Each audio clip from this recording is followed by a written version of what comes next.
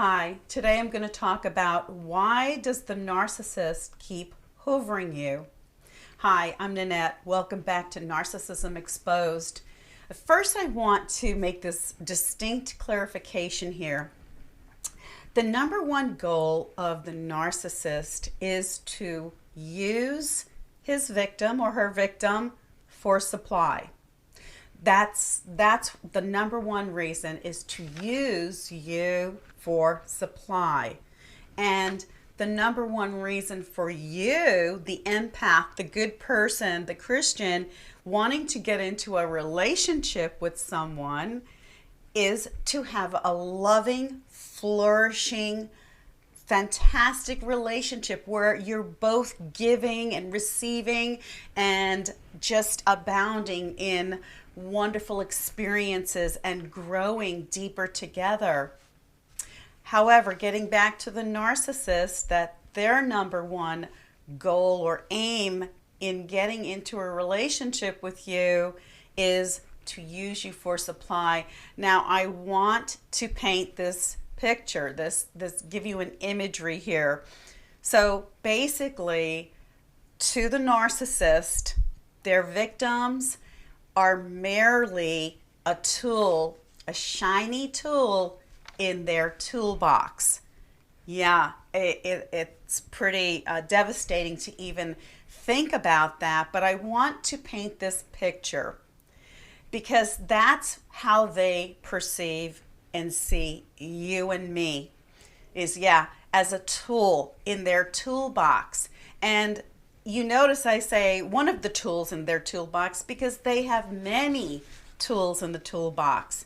That's why they have no problem cheating on you, going behind your back and doing other things, and you interacting with the other tools in the toolbox.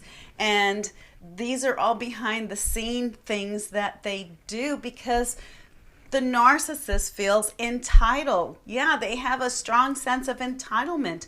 They're entitled to use, in their minds, right? They're entitled to use whatever tool stays in that toolbox. In their toolbox, they're entitled to use them. So I want you to think about that and think about the self-respect and self-love you should be having for yourself. And when you see this in this imagery, you will get the picture that, hey, you are nobody's tool. That's right. You are a loving, amazing Christian.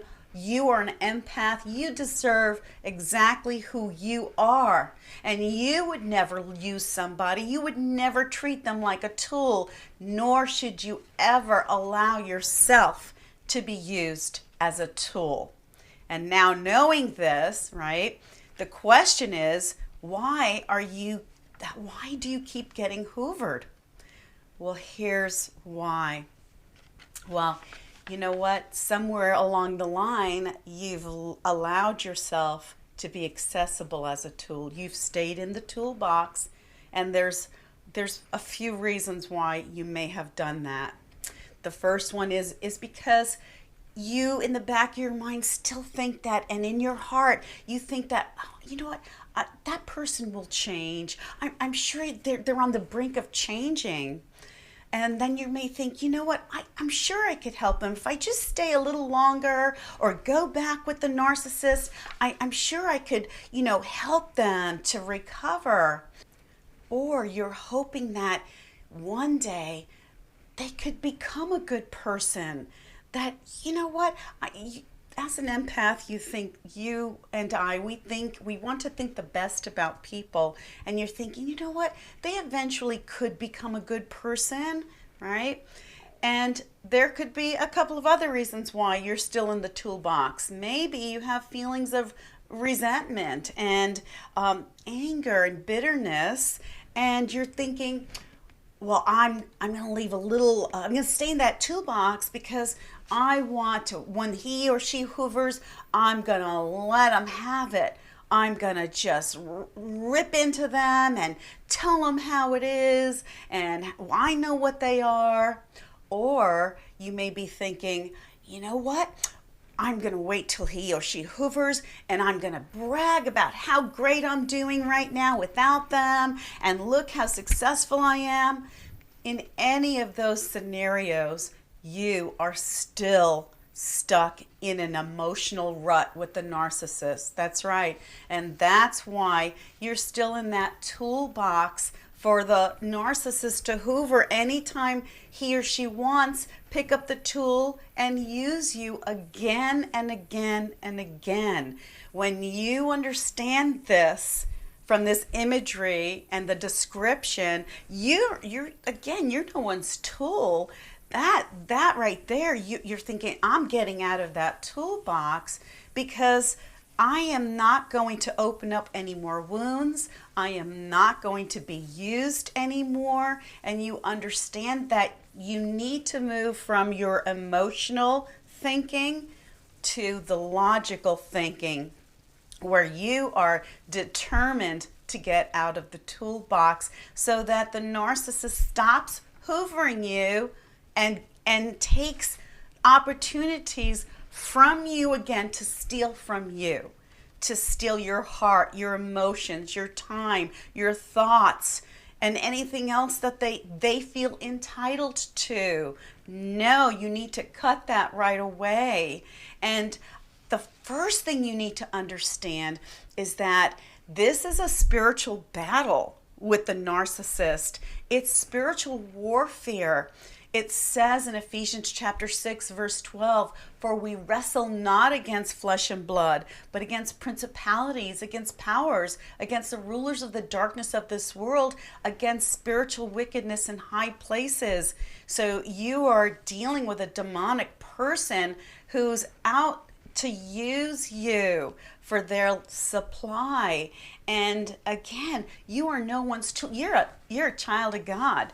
You deserve the best. You deserve who you are. Now, how are you going to get out of that toolbox? Number one, you're going to change your thinking, right? Now you're engaging the logical side of your brain. And number two, you're seeing this through a biblical perspective. You don't want to be entangled with somebody who is driven by demonic forces and listening to those voices in their ear. So what are you going to do to get out of that toolbox? Again, come to the conclusion that you're no one's tool and go to God's word. And here's what you're going to do on a practical level. So if you haven't already blocked the narcissist because you're hoping for a hoover, because your emotions are still tied in there, and you're leaving things available for how they can hoover. So you're going to block them on your phone. You're going to cut off any email correspondence. So you're going to block them on the email as well. And any social media that you are on, any platform that you're on, I want you to block them there too. And tell your family, tell your friends to block that person. The narcissist I was with, I did all those things, and my own friends and my children were telling me, oh, he's trying to like my stuff, Mom. And, they're just block, tell family, friends, block, block, block. So there's no crevice available, no little opening for the rat to come back and hoover you, to use you again. You need to think of this. Here's another analogy, an imagery that I want to give you. So you live in a home, an apartment, a townhouse, whatever it is. You have valuables there. It could be your children, even your pets. You've got valuable belongings and stuff like that. So you would never think to leave the door unlocked and keep the windows open and go out of town with everything unlocked so that a thief is watching your home and says, wow, I have full entrance into this person's home, and they come in and steal everything from you. That's similar to if you leave your phone unblocked or social media unblocked, you're leaving open windows, unlocked doors. No, you need to shut all that down. And when the narcissist tries to hoover you, they will see you mean business because they will see that they are blocked. They will understand you're no one's fool and you're no one's tool and you're no one to be messed with. And you're going to engage that logical side, and also you're going to open your eyes spiritually to what it was you were actually entangled with. And you're going to become stronger and stronger in God's word as you redirect your life and you're moving forward on your path, your true path, your righteousness, your journey. And you're allowing God to be your strength so that you can do this effectively. And I want you to think of these two verses that are in Ephesians chapter 5, verses 11 and 12, and have no fellowship. That's right, no fellowship with the unfruitful works of darkness, but rather reprove them. For it is a shame even to speak of those things that are done of them in secret. Yes. You want to remember those verses because it speaks of the narcissist and the darkness that is in them and the secret things, the evil things that they're doing in secret and behind your back. You don't want to be entangled with that mess. You, the empath, the good person, the Christian, you deserve exactly who you are. And with the help of God Almighty and the scripture and engaging your logical side of your brain and moving forward, disconnect with that narcissist and shut everything down where they can't get in. And you make sure that you guard your home, your heart, your mind by shutting the narcissist out and moving forward with your life. So you, even if they try to hoover you, they can't, and that's not your concern anymore. That's not your desire or wish anymore, because you are closing off that emotional tie that you have with the narcissist, and you won't even be thinking about a hoover because you know what? You did everything that you needed to do to be able to detach from the narcissist and to move forward. Remember, you cannot successfully move forward with your life if you are still wondering about a hoover. So I hope you found this helpful, and if you did, do hit the like button and be sure to hit the subscribe button. And don't forget to hit the notification bell so you'll be notified the next time I put out a video. And until next time, walk in peace and be blessed in your hearts.